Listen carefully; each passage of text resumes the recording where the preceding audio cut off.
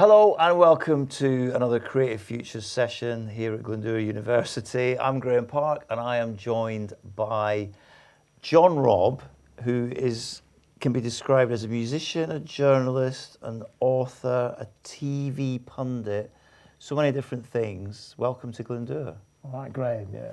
I think that kind of sounds quite fancy, that CV, but they're just different aspects of the same thing. Different hats. Different hats. I like it. Okay, so let's look at your background for those of you who aren't familiar, because we're of a similar, shall we say, a similar age, both in our prime, obviously.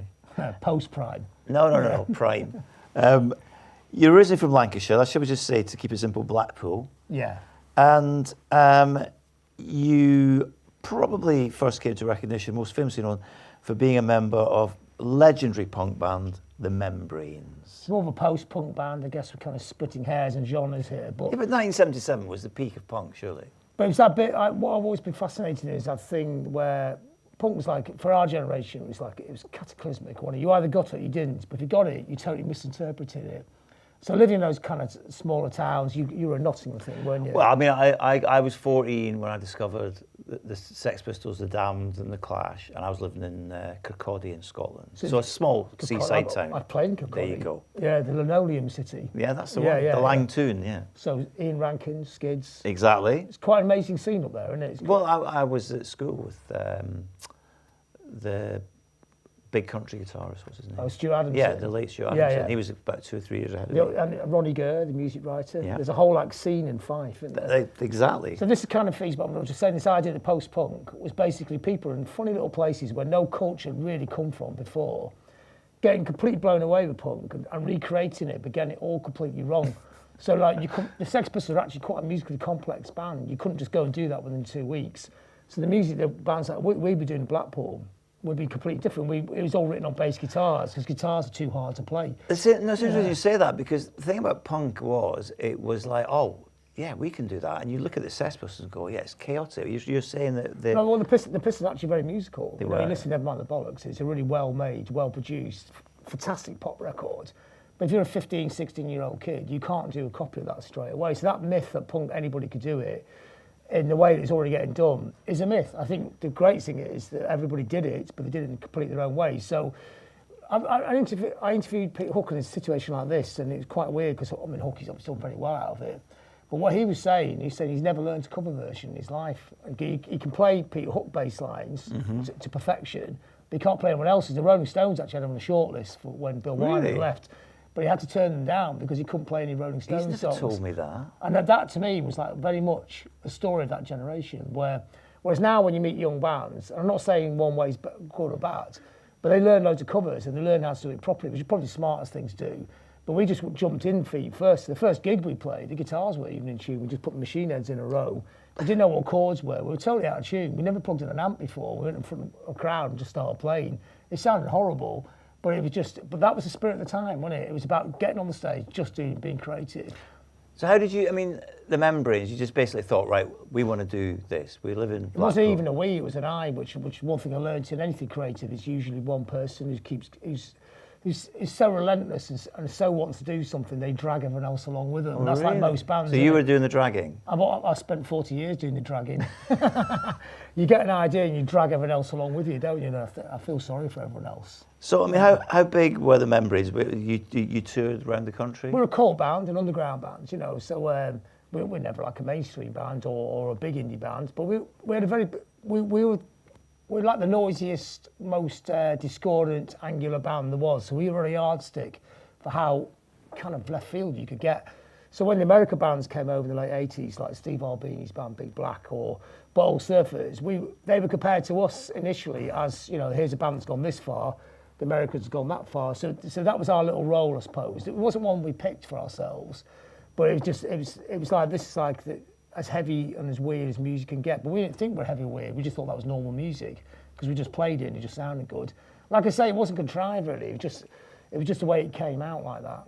Yeah, and even to this day, I still can't play a cover version. So when we reformed the band, we didn't sort of learn how to do it properly. We just honed down what we did to a perfection. Really? Yeah, which I always like in bands. So if I go to if I see new bands in East Europe, and there's a lot of really interesting bands in Russia and East Europe at the moment, so they do the same kind of thing. They didn't learn 100 cover versions and do their version of it. They just do their thing, and they hone it down to perfection. So you say you reformed, because obviously if you reformed, then you obviously split up.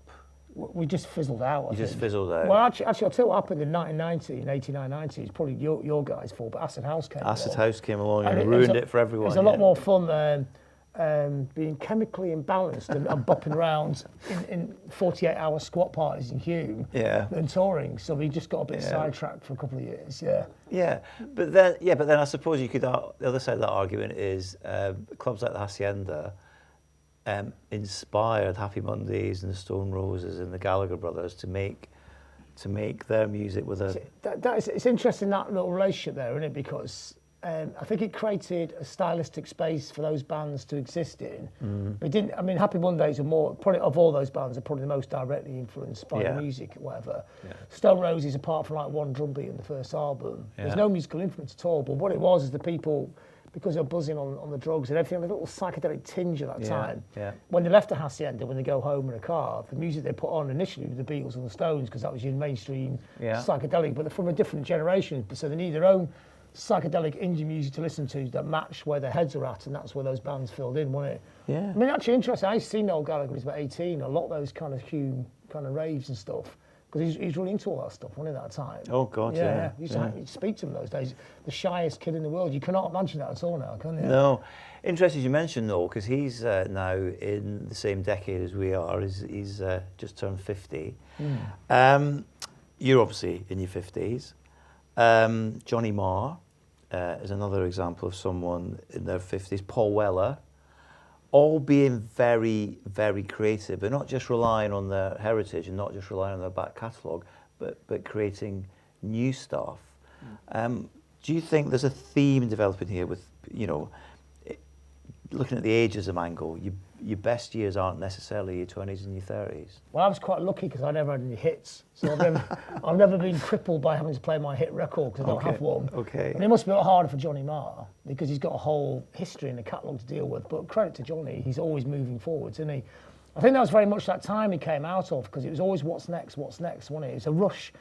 The punk was a black hole and everything, the Big Bang, and everything went bang like that. And we kept moving like a star just flying through space forever and ever. And that's kind of how you like to think of it, the whole thing. So you're always interested in what's next and but also musical styles that you don't necessarily do yourself, but you're always interested in other types of music. So people always say to me, so you really only like punk? I go, God, I like loads of music, from Indian sitar drone music to electronic music. I don't spend all day listening to old punk records. In fact, I rarely listen to old punk records. I totally love old punk records.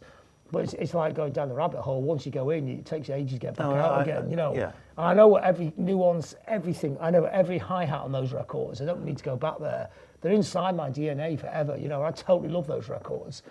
But I'm always wanting, if somebody said to me, I've got something that's new, just check this out. There's like that really good electronic music come out of South Africa at the moment. Is it called G-Quack? I can never get the name of it right. And that's pretty mind-blowing. When you hear something new like that, you go, wow, I don't even understand this, but I feel it.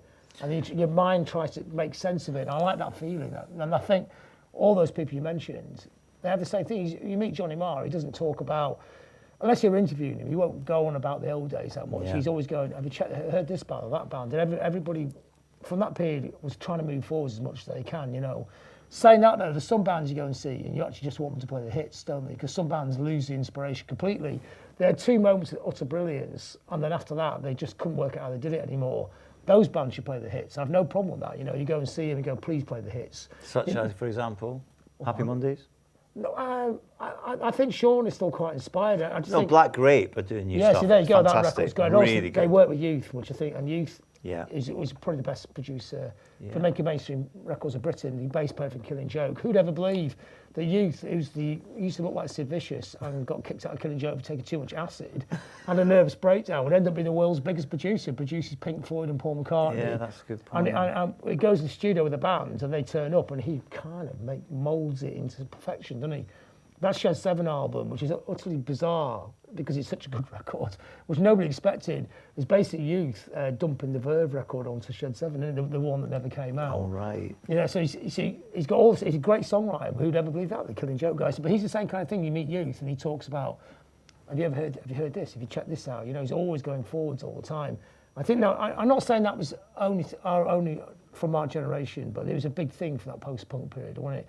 What goes next? Because you say you came in with the Pistols and all that, but then you end up playing like Acid House. Yeah, well, I was always a bit of a soul boy.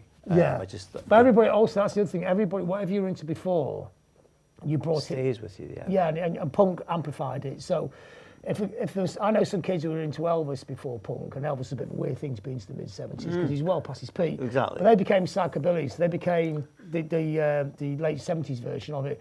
I was into glam rock, so what you took from glam rock, you went through punk and extended in a different direction. But my take on glam rock's a bit weird, though. It wasn't just all the. I mean, stylistically, it was great glam rock, but it's also very artful. You know, I mean, a lot of people miss the artistry of it. You know, because there is a very linear version of rock history which gets on my nerves. You know, whereas now Bowie was great, but you know, he wasn't the whole of the 70s. You know, it was Mark Bolan. Even some of the rubbish glam records, bands made genius records. You know. Slade and Sweet Sweet were great. Amazing singles, didn't they? You know, even Mud, who looked like Butler's Bouncers. I was massive on Mud when I was a kid. Made 10 really good singles. I did the top 10 Mud singles on my site. It's amazing how many good singles you can find by them. Their albums are rubbish, by the way. I know they are. Yeah. They had these ridiculous rock and roll themes through them, didn't they? Covers. Exactly. Covers. Yeah. Okay, so tell us about Goldblade. That's another one of your bands. I'm guessing you said that you drove the membranes and dragged everyone along. You fizzled out, so then you went on to Goldblade. Was that you just getting people to come and do your thing? Yeah, after a certain period of time, just want to do bands again.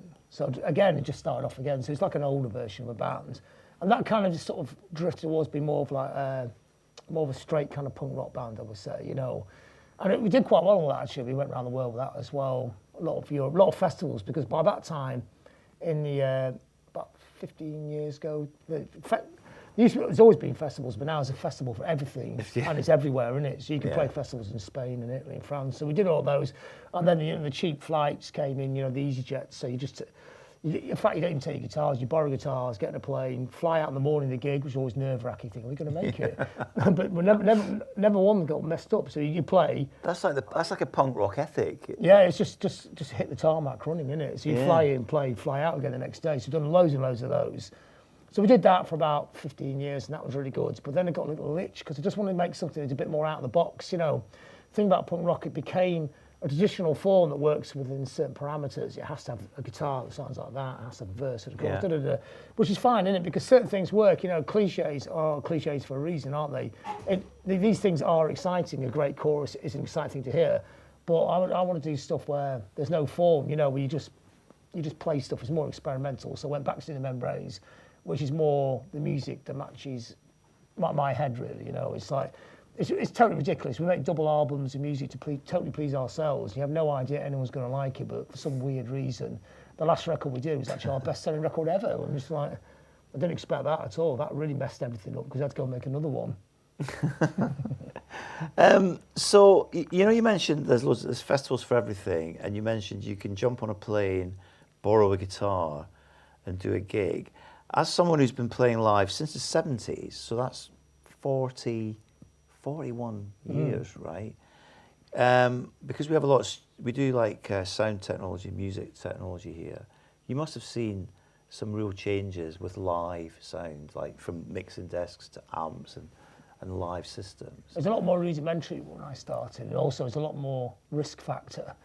It's a bit more dangerous. And sometimes... How do you mean dangerous? Just loose wires, you know. Right, okay. In fact, I remember like 20 years ago, we played a gig in Macedonia, a festival with The Prodigy, and Renegade Soundwave, remember them? I do remember Renegade Soundwave weren't going to play because electrics all over the place. And they're going, we're not used to playing with gear like this. We've only had half a hit. Whereas at that point in time, The Prodigy was just before. I think actually no, they're already huge. They were totally the coolest guys. You know, they said we come all the way here. We're going to play, and their roadie guy was trying to fix these wires. I remember there was no toilet as well, so everybody had to. It's like a massive college and they gave us a classroom to piss in because there's no toilets, and all the piss was dripping onto the stage, into the wires. Excellent. So it wasn't landing on your head, but it was just dropping into a corner. It was live wires on the stage. It was dangerous. So we played, and Prodigy played, and the gig was amazing. It's 5,000 people. They got absolutely crazy. Even when we were sound checking the drum, the bass drum, dum, dum, dum, the crowds go, oh, oh, oh. So you think, wow, when we start, this is going to be like a total riot, which is what you want. You want to create a riot, don't you, every time you're DJing or playing. You want the whole room to go mental. When the Prodigy came on, it was a double riot. It was the most amazing atmosphere, but in a very, very dangerous kind of circumstances. That reminded me what it's like in the old days. Like the gear was pretty ratty. Gear is smaller now. The techie stuff's amazing, isn't it? I like the thing actually. You can write songs in your iPhone, you know, on GarageBand.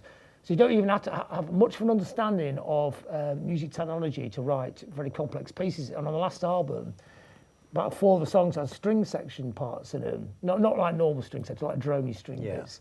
I wrote them in my iPhone. And when we came to the corner, I was thinking, do we need to get a string section? I was thinking, these actually sound so good. We just kept the ones off the iPhone, and we played live off an iPad.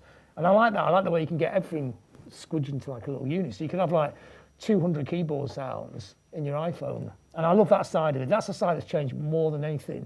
So when I started in a band, if you were going to demo some songs, you had to go to the studio to demo them. This is what makes it difficult for studios, because people don't demo anymore.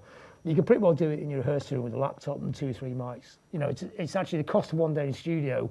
You can set yourself up to demo your own songs in very good quality, and you can write everything on a phone in the first place. And I think that maybe that's changed the way music gets written as well, because you probably do tend to get one person thinking, right, that's guitar part, now just stick a little bass line on here while I'm just here. So maybe songs are becoming more and more fully written by one person. Yeah, do you think technology obviously will influence how music turns out? Always is. It's apart from drugs, it's a premier driver in music and creativity, you know. But you think I'm better for you. But you think, yeah, much better for you. Do you think, though, the technology makes some people become very insular in what they do? Because you mentioned the person doing a guitar, then they'll do their own bass. I think so, yeah. I think creativity is probably much more of a solitary thing than it would have been at one time. I mean, you know, a lot of bands, even in the 50s and 60s, it would be probably one person taking these songs to the rest of the bands. But you still need other people. There would be a bit of coordination. Like Brian Wilson needed the rest of the Beach Boys, didn't he? Yeah, he probably didn't want them. He'd probably been a lot happier just writing on an iPhone if he could have got one then. Probably, yeah. But you said that you were the driving force behind the membranes. You dragged everyone along. You needed the other people to do it, didn't you? We wrote as the 3 or 4 people, whatever the amount of people in the band at that time was, who wrote the stuff together. You know, it's the driving force space, the person who gets the gigs, and it just, you know, go, and everyone goes, I can't be bothered. You go, no, let's go, we have to do this. We've got to go and play in London. You know, that's the driving force thing. Yeah. In a room, being creative is different, isn't it? It was a shared experience, all that kind of side of it. But yeah, I think now the creativity it probably is like headphones, phone, that's a lot of stuff comes out. I mean, yeah, there are loads of bands in standing rooms still write songs together. We'll do it ourselves. So we'll improvise stuff. We'll improvise stuff in the studio and jam. Everyone's played together so long that you just get the groove straight away. And I love that kind of stuff. Other stuff is presented as nearly finished. You try not to finish it, but you can't help finishing it, can you? No. But I like that thing. I mean, Clint Mansell's the same. You know, Clint Mansell used to be in Pop Lead Yourself, right? So all these amazing soundtracks of films now. He's like one of Hollywood's #1. He did Pie soundtrack. He's done loads of soundtracks. He's the main go-to guy now in Hollywood. But he can't really play a piano, so there's a lot of stuff. Same thing, iPhone playing all the parts of one finger like that. Yeah. And he writes amazing melodies. And I think, in a way, that's the post-punk thing again, wasn't it? The idea you didn't have to be an amazingly qualified musician to be great at writing songs. The idea was more important than the ability, and that's the one thing that we learned in punk and post-punk that was so important. Technology. Sticking with technology, technology makes it easy for you to release your own music. You don't need a record label. You don't need A&R people coming to. You do, you don't, though. I think. Well, that's what I'm trying to say. Do you think it's the record company nurturing bands, the fact that that's gone, and the A&R person looks after you? Now you can bypass all that and just release your own thing. Do you not think that's affected the quality of music that's available? Well, there's always been good and bad music, hasn't there? I mean, but you don't think there's more? Yeah. There's a lot of music. When you're doing a website, you can't. It's an avalanche. You can't keep up with it all the time. People will send you their whole album, and an hour later say, "Have you listened to it yet?" You go, "You only sent it an hour ago. Your album's probably an hour long." Yeah. Sometimes you'll never get around to it, even if you want to. No. You can't. You can't physically do it. There's a lot of stuff there. a lot of it's a pretty high standard as well. I think people have to differentiate between whether it's a hobby or it's serious. Yeah. You know, there's nothing wrong with making music as a hobby. That's great, but don't expect anyone else to listen to it. Or expect adulation or anything. Just play the music to enjoy it. You and your mates play music, a few pub gigs, having fun. It's a brilliant. It's a bonding exercise. It's a laugh. It's fun. But when you kind of expect everyone else to give you something back for it, that's more difficult. But if you're more serious about what you're doing, and you've got a little thing going on, then that's a different ballgame, I think. But you have to understand that people can't listen to 10,000 albums in a year. No, I know. Or even 10,000 songs. It's impossible. But it's a curse, isn't it? Because you always think, I'm going to miss something. And that's the other thing you always have. You think you're missing things, don't you? But do you think that desire for instant gratification, for example, the rise of shows like The X Factor, I don't count that as the same world, though. Okay. I mean, to me, that'd be like watching Jeremy Clarkson's car program thing. I don't watch that. I don't watch Coronation Street. I don't watch X Factor. It's an utterly different world. When people say music nowadays, it's all X Factor, you go, no, it's not. That's a celebrity program. That's a program about judges. It's not about the acts. It's a soap opera between judges making loads of money. But surely there's people out there who go, right, I want to be in a punk band like John Robb. And rather than spend years and years learning my craft and trying to get gigs and trying to promote the band, I'm just going to enter a talent competition. You won't get in one with that kind of music, would you? Because it's geared to a certain type of music, isn't it? It's basically to make polished. All right, say someone who says, I want to be like Beyonce, then wouldn't it be better if they learned their craft? Well, they probably have. I think a lot of people in X Factor spend years in pubs singing as well, aren't they? I suppose Rowetta's famous about it. It's not a talentless song. Yeah, Rowetta's a great, amazing singer, but she was a punk when she started, wasn't she? That's right, yeah. I mean, she's in her prime as well, but we don't talk about Lady Di. I should beat you up. but it's not a new thing. I mean, New Faces in the 70s, in the early 70s, was bigger than X Factor at 18 million viewers. Victoria Wood. So when people go, it's a curse of modern times, it's always been there. Huey Green and stuff like that. Mainstream has always been awful. You just don't do it. I'm not interested in mainstream. I don't care about the mainstream. We have our own world to deal with, Mainstream's always going to be rubbish, isn't it? It's for people who are half asleep on a settee on a Saturday night. They're not engaged in it. It doesn't matter. So it's bizarre when people, and you see it on Facebook all the time, people my age moaning about music nowadays. All the time. Moaning about X Factor. Go, well, don't watch it.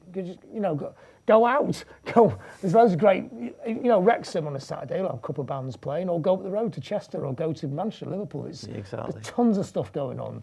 When people moan, it's just like, they're already dead from the head up, aren't they? So, sticking with technology, social media, you're quite proficient with social media because you have a variety of different names online, which we'll come to in a minute. But do you think like Twitter, Facebook, etc., has helped you continue down the musical path? Well, not just me, but it's created a space where if you're organised and you're kind of a cult band or whatever, you create your own media. And I think that's the important thing now. It's like it isn't enough just to be Ringo Starr and the Beatles, is it? Like it would have been in the 60s, great drummer, but he wouldn't have to do anything else, But now it has to be Ringo Starr, the media, and he does it. He's a 77-year-old. He's always on Twitter and Facebook. But you create your own media. You don't have to rely on the mainstream media. Who cares? I mean, it helps. Of course it helps. Of course it helps. A 6 music player record, it will make a difference. And, or the press pick up on it, that makes a difference. But it's not the be-all and end-all. It's just part of loads and loads of little medias. You create your own media. Your Facebook page is your media. Your website's your media. Your Twitter's the media. It's where the trouble is that Facebook keep tweaking the formula, so it's almost killed itself. And I think if they're not careful, Facebook will be MySpace. And we're probably the only people in this room old enough to remember MySpace.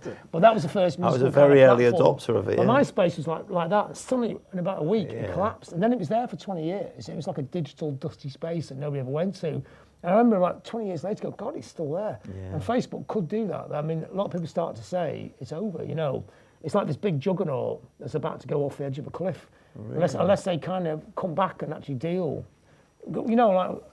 Like saying, if you get 15,000 followers on your band page, like I've got, if you put a gig up there, it only goes to 300 of them, and they expect you to keep paying for little ads where it only goes to another 300. It's like, one, it's expensive, and two, it's complicated. You haven't got all day to keep chasing. No, you haven't got all day. Now, if they had a subscription model, they changed the model to it, and they became more band friendly to the people who actually support them, then they will survive. But if they go down, we'll all move somewhere else. So you mentioned mainstream media, and okay, we're talking about your career as a musician, but you've written for mainstream media as a journalist. Not often. No, but you have, because I mean, you've written for the late great Sound. I remember that. I used to love that.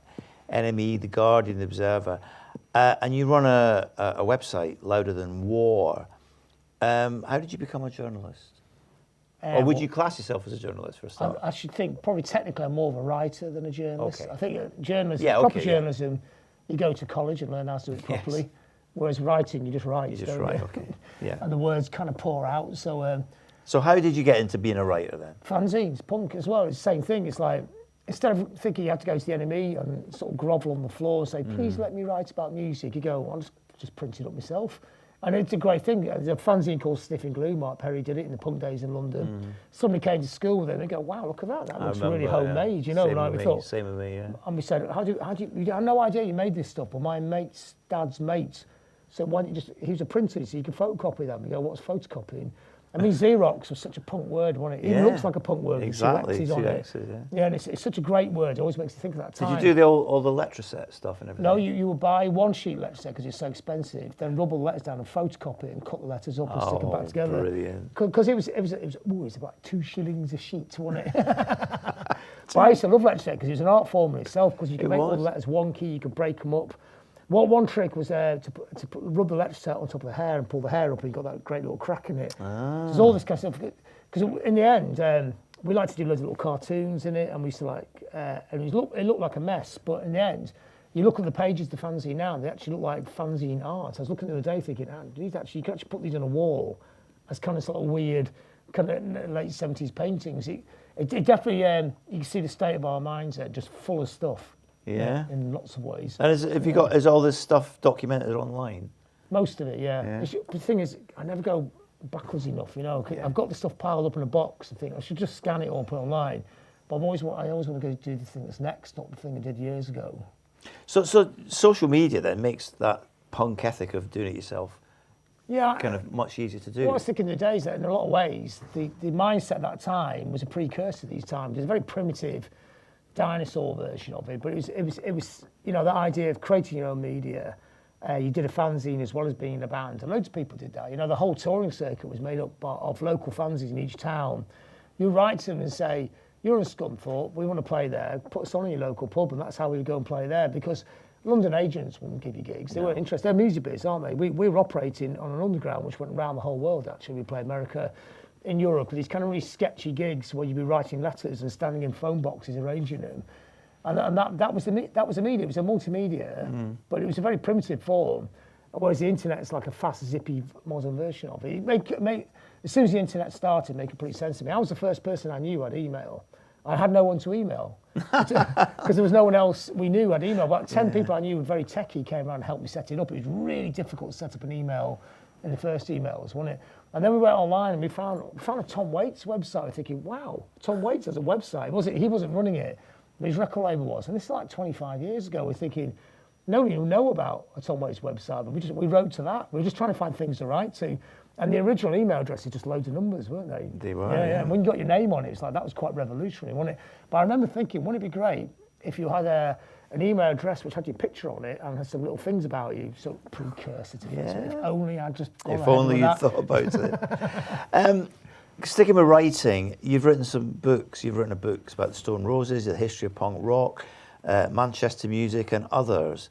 When did you realise that, you know, from cutting up letters and photocopying them and writing about punk stuff, that you actually wanted to write a book, and how did that process go about? It all comes to the same point. The key thing about punk was the empowerment. It made you believe you could try. You might not be good at it, but you're going to do it anyway. You know, life's short, isn't it? So you never said no. You never said, oh, I can't do that. I can't stand when people say that. You think I might not be any good at it, but I'm going to do it anyway because I want to. So that was the whole attitude to everything from day one of the whole thing. And I never changed that kind of mindset, really. You know, I'm not saying this is good career advice, by the way. This is just the way we operate in our weird little bubble of a world. So people say to me, I'm making a film, do you want to act in it? You go, never done acting, yeah. You know, you don't go, well, I think that won't work. You just go and turn up and learn on the hoof, don't you? Yeah, exactly. So that's how we did the fanzine, that's how we did the band. And then this publishing company actually, it's complete default how we did a book. They asked Mary Ann Hobbs to write the Stone Roses book. And Mary Ann said, get John Robb to write it because he knows them from before they'd even done a gig. Right. So that's how I got to do the book. And then it was a bit more... And so you just got offered the chance to do it and thought, yeah I'll do it. It's a bit more disciplined than writing articles because obviously it's longer, isn't it? But I kind of enjoy the process and I kind of don't, because the thing is you get so fascinated by the subject you forget to write the book. So like when you write, because I'm writing a book at the moment, I'm doing one on the gothier end of post-punk and the darker side of it. And I kept getting really... What kind of bands are you writing about? Bauhaus, Killing Joke, Sister Mercy, Susie... I'm sorry. Yeah, brilliant songs. It's a great song. And what's quite interesting about that stuff is how influenced by black music it all is. And also, go back to you, at the time, indie music was very buying records to go to gigs, but the goth scene was actually the first, in a way, the precursor to the club scene. Yeah. Because it's all about the little clubs in little towns. Every town had a little goth club. If you couldn't dance the record on a dance floor, then it wouldn't work, would it? Exactly. So all those bands had a groove. So Killing Joke were taking riffs off War, the funk band, and make it really heavy and intense and applying the punk rock intensity to it. Bauhaus was dark dub and disco mixed into this kind of dark post-punk vibe. So it's actually like a very dance-orientated music, which a lot of people kind of miss, because a lot of people like... when I started DJing in 1984, a lot of that stuff got played. Yeah. It definitely... And they all had 12-inch mixes they mixed it, and also bands like Sister Mercy were quite a revolution because they had a drum machine. They did. I think they're probably one of the first rock bands to write all their music on a drum machine, which went dum, dum, dum, dum. It had the 4 thing on it right from the start. They were thinking of beats per minute and stuff like that. So...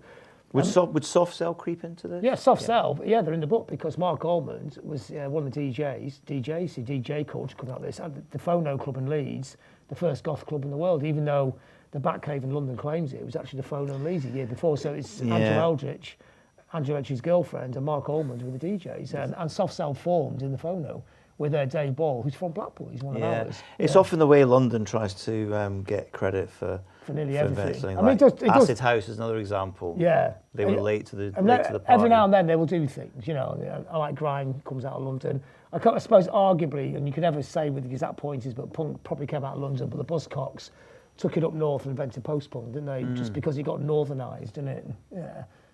Well, so we're definitely quite far from London now. We're in northeast Wales and the general northwest. What advice would you give to students here?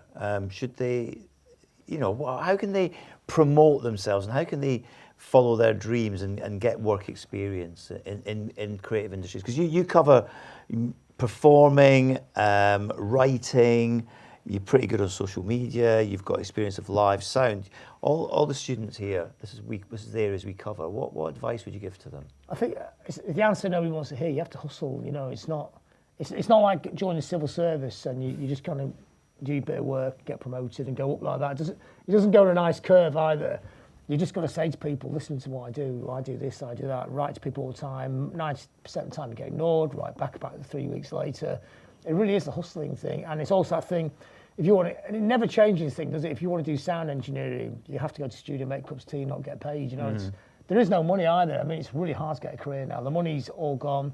Multitasking is good as well. So if you're at a college like this and you want to be a singer or something, or a music college, maybe not this place, but learn how to do live sound, learn how to do websites, learn how to do photography, learn how to do fashion design, learn everything while you can. While you've got the time in your life that you actually have time to do all this stuff, I would learn every single aspect of it, learn how to write. So the way that we were empowered by punk rock to believe that we could do anything, whether we could do good or not, there was no courses then. I mean, you couldn't learn how to do sound engineering because there was no course to do it. But now you could go and learn it, which I would have done that. I would have learned it at the time because it will feed back into your singing. If you know how to do sound engineering, you'll know about the effects that suit your voice because you learned it on a desk. But it'll also give you like a 50 quid a night, 20, 30, 40, 50 quid a night job in local venues doing live sound, meeting more people, meeting other bands. So it's the more you can do, the more tasks you can do. And don't think of them as being different jobs, like I said in the beginning of this interview. They're all different facets of the same thing. Exactly. People always think I'm a journalist, but I'm really a musician who writes, I think anybody who's a musician is so obsessed and so loving music. They'll talk about music for 24 hours a day. I mean, this is probably your worst nightmare, Graham, but if you wanted to, we could actually keep a musical conversation going to this time till tomorrow. Well, talk about the nuances of music. That, yeah. we could cover so many genres. To write it down, it's the same thing. To write in a book or an article or talk about on TV and the radio, I don't see it's been any different. You know, I don't understand the musicians that I've interviewed. I actually have nothing to say about music. I think, well, why are you here? You know, it's the most supreme, highest art form, isn't it? Above film, above. The only thing that gets close to it for me is painting, but old painting, not Tracy Emin. I mean proper painters, like Caravaggio or something like that. Yeah. You know, you watch it and your head just spins. I love that thing. Or science as well. That's the thing. The universe science. When your head when you think of something and you're trying to think of the edge of the universe, you know, the way your head just goes, oh my God, there is no edge, and it makes you spin. That's what I want my music to do. So that's the same feeling, you know. So when you discovered punk rock, obviously it changed your life. Did you ever expect that in your 50s and in the 21st century you'd be doing all these things and you'd have a multifaceted career? Did you think, right, this is going to be my career? Or did you just, no, absolutely no career plan at all. It's just like you're 16, you obviously totally love punk, you want to get a band together, and then every day it's just kind of on. And I don't think in terms of what's 5 years' time.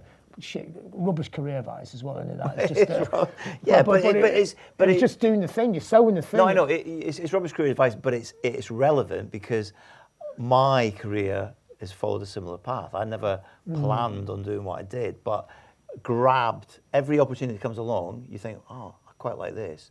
You grab it and you make it work for you. I'm just trying to make space to be creative. That's all I'm trying to do. So I'll do anything to be able to create more things, you know, more songs or bits of sound, you know, that intrigue me. That's all it is. It's not. I don't make a piece of music thing that's going to sell really well. I mean, I'm not knocking that because that's a craft. You'd be great if it did, though. Well, of course, that'd be a bonus. What you're saying is that'd be a bonus. I'm not turning it down. You know, somebody gave me £1 million tomorrow over records. It's just freakily sold loads of copies. Well, if that happens, give me a shout. I'll collaborate with you. Yeah, finally. It'll make life a lot easier. Probably should, yeah. Yeah. So what you're saying is, and what we can tell everyone here is, you're a master of your own destiny. Nothing's going to come to you. Master sounds very grand, doesn't it? Yeah. It's chaotic, but I like chaos as well. I think great art comes out of chaos. Is that not the nature of being a creative person, though? You have a very chaotic mind. Yeah. I can't concentrate on a career. I did do lecturing at BIM one day a week for about a month. Oh, really? It did my head in. I had to be in the same place at the same time, even one day a week, even when I didn't have to be there either, so you could take as much time off as you want. It still did my head in. And I think it suits some people, and that's really good, isn't it? I mean, the whole world is run by people like me who collapse in that week. Good job it's in the hands of very competent people like Donald Trump, isn't it? Oh, very. Did you, I think you told me you went to Stoke Polytechnic? Stafford, yeah. Stafford, but it's the same area, college. the potteries, yeah. And how did that go? I went to 2 lectures, sort of drifted in there. Because in them days, because them days you could sign on and get on the dole, but in Blackpool in the summer, you had to sign off because you had 100% employment. Oh, really? So that got in the way of being in the band. Yeah, they made you work on deck chairs. So, of course, you had to find something else to do to not get sidetracked from the thing you really wanted to do, which is the music thing. So you went to college, and that was it. That's the only one I could get into the very last minute. But you only went to 2 lectures? I didn't even, my sister applied for it. I didn't even apply for it because she thought, oh, God. She actually filled in all my application forms, and I just ended up there. And I didn't even know where it was. I thought, I'd heard of it, so I assumed it was a really big town, and I got there, and it was tiny. Stafford, yeah. But I have quite fond memories of being there. I met I met Clint Mansell there. He wasn't at the college, but his band supported my band there when he was about 17. So I met a lot of people there that I've known all my life, you know. I'm actually DJing in Stafford on Friday. Oh, yeah, whereabouts? Couture, it's called. But it's a club brand called Swoon, which was a big thing in the 90s. Now, has anyone got any questions for John about anything? All right, Nikita's got a question. Just wait for the mic. Mike's got the mic. That's pretty apt, isn't it? It's very apt. If Mike didn't turn up, there'd be nobody to hold the mic. No, exactly. That works. That's why he's here. It's sole purpose. Nikita, quick question for John, please. You were quoted as saying in The Guardian that you spent your time festering before the punk scene came on.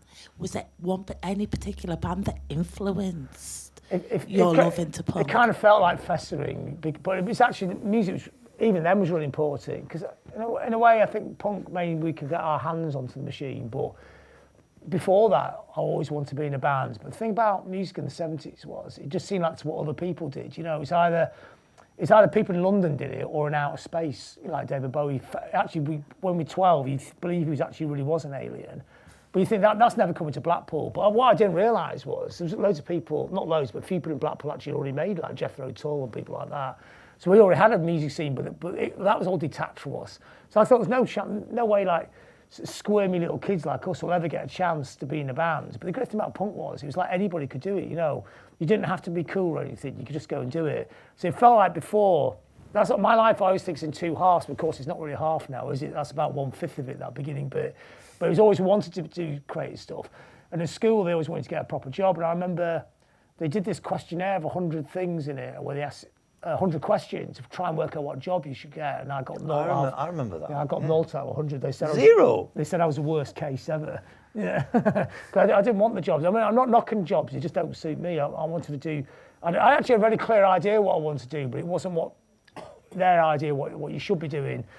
So before that, Glam Rock was amazing. All those bands, you know, like Bowie, T-Rex, Slade, Sweet, Mud, Sparks, Mock the Hoople.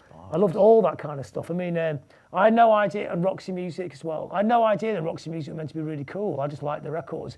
It wasn't until a few years later that I found out they were the cool band and Mud weren't. I mean, I was just in isolation, just listening to stuff, thinking, I like that, and there's like half man, half biscuit. I love that. they're an amazing band, though, aren't they? They're I know they're funny. The lyrics are funny, but they actually write really great music, and the little psychedelic twist on their stuff is really amazing, isn't it? Almost up there with Sid Barrett and stuff. Like incredibly talented, yeah. I'm just chuffed I've met a fellow Mud fan after all these years. Because like you, when you're 12, you think Mud are amazing, and then you get a bit older and realise that, like you said, they're not the coolest They're band. not that cool, but then they're cool for not being cool. Yeah, because the worst thing is in the world is people try really hard to be cool, isn't it? Yeah. You know, because people can't try to be cool. You can't. People either have it or they don't. No, and you know that after years and years and years and years, the coolest people, the people just themselves want it and that. So that could be your defence for liking Mud. Yeah. So two men in their 50s talking about being cool. What? Any more questions for John? Here we are, Maurice has got one. I was looking on Wikipedia, and they were talking about you did something with some scientists about the Higgs boson on a music gig. How does that work out? I was doing a TEDx talk about DIY culture and punk rock, and he was doing a TEDx talk on the universe. It's Joe and Candela, who ran the Higgs boson project at CERN. And afterwards, they take you all out for a meal, and Joe just sat down right next to me, and he goes, "You got to tell me about the Buzzcocks, man. My favourite all-time band." I was going, "Joe, normally I'd be happy to talk about Buzzcocks for hours because they're an amazing group, but you're the guy who's got all the universe facts. You're the number one." So, for about 2 hours, I just pimped him for every piece of information. This is about 7 years ago now. So he was talking about stuff like the Multiverse Theory, you know, the idea that this is just one of endless universes, which you see on TV now. The stuff you see that Brian Cox talks about now, he was talking about, because he's obviously the guy discovering this stuff. And it's mind-blowing. And the multiverse is what they think. It's all, this room's full of multiverse. It's not like a blob like that. They all like intermingle like that. So it's loads of levels of it. And it's so mind-boggling. I was thinking, oh God, I've got to make the record. Like I said before, I want to make a record that matches how mind-boggling these ideas are. And he was talking about dark matter and dark energy. And I was thinking, those such poetic terms. That's what I call the last album, was Dark Matter, Dark Energy. Because I like the idea of those. I like the idea of the vastness of it, the mystery of it, and the word dark is always a great word anyway. And what he said was, when he started working at CERN 35 years ago, wherever it was, they thought they knew 80% about the universe, and now he said, now we don't know anything. He said the more we find out, the less we know. And I was almost going to call the album that, because I love the idea that the more you think you're getting there, the more it moves and moves further away. And the mystery of it is amazing. And I said to him, what is dark matter? And he goes, it's dark and we haven't got a clue. So they still don't know what it is. They're trying to make it now, aren't they, after Higgs boson? They're using that tunnel to try and create a situation where dark matter might appear, to try and define what it is. You know, it's utterly fascinating, isn't it? It is. Yeah. He's on the album. I got him on the album.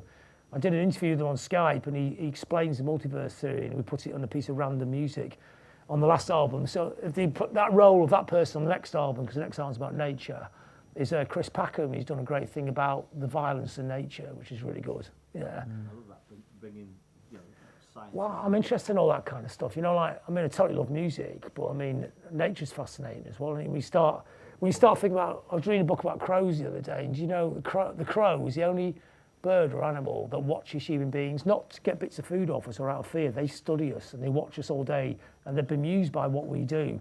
That is quite unsettling when you think about it, isn't it? And I said to Chris Packham, aren't they really, that's a pretty smart thing to do.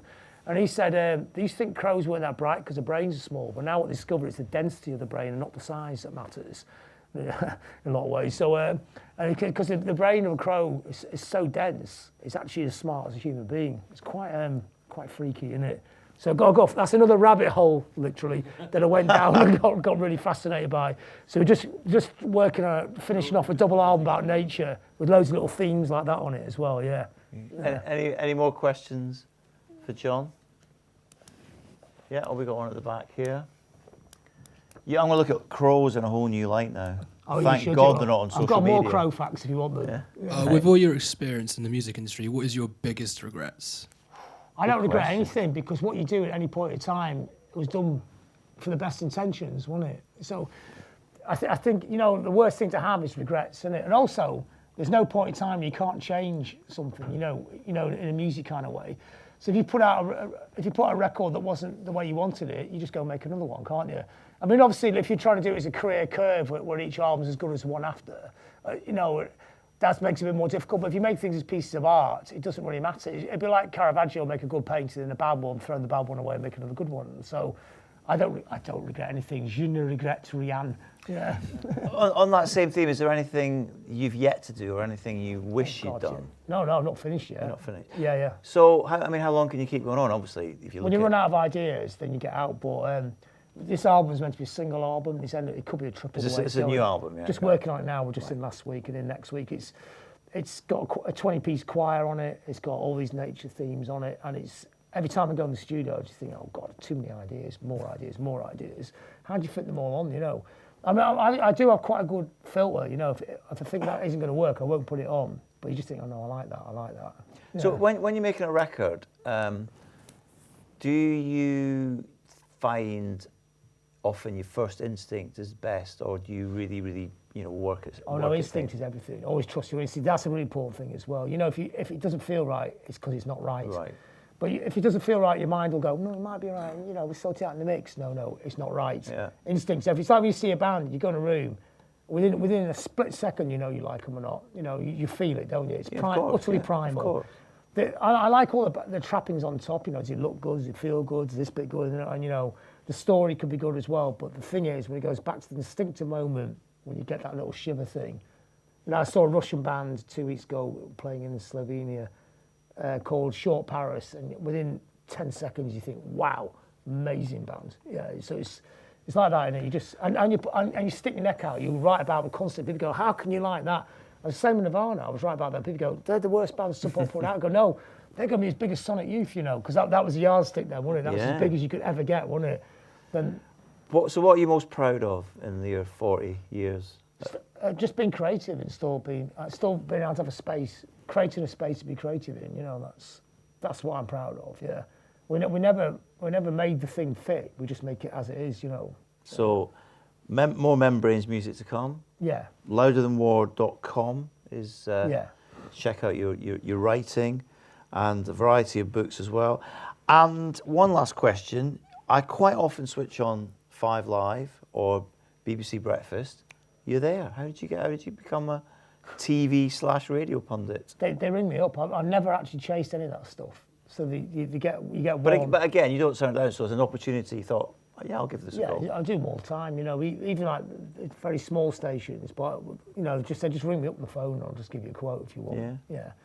You're always good for a quote, though, John. I'm always thinking about music all the time, so you can always talk about music endlessly, can't you? No, you can. They actually have a computer now, and I'm sure they have the whole list of interests down, don't they?